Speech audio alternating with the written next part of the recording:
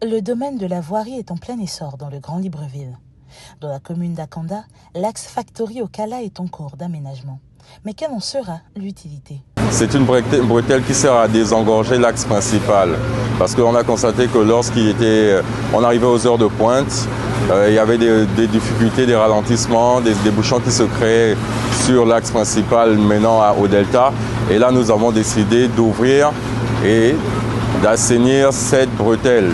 S'étendant sur une distance de 310 mètres, les travaux de cette route ont été lancés il y a environ un mois. Ceux-ci sont désormais à 60% de réalisation.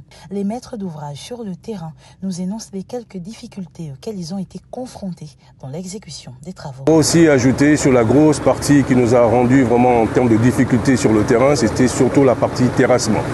Pour ceux qui le connaissent, cette route a beaucoup été non pratiquée par le départ parce qu'elle était rocailleuse.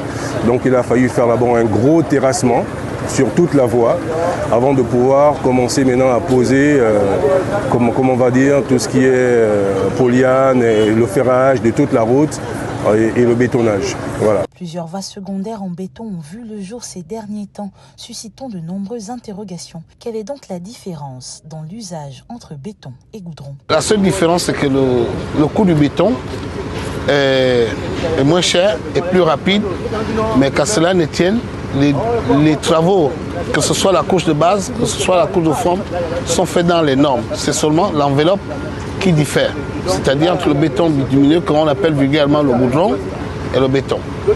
Donc, tant que la couche de base et la couche de forme sont faites dans les règles de l'art, il n'y a aucun souci, c'est aussi solide. Des réalisations qui contribueront sûrement à faciliter les déplacements des populations, ainsi qu'à fluidifier le transport dans la zone.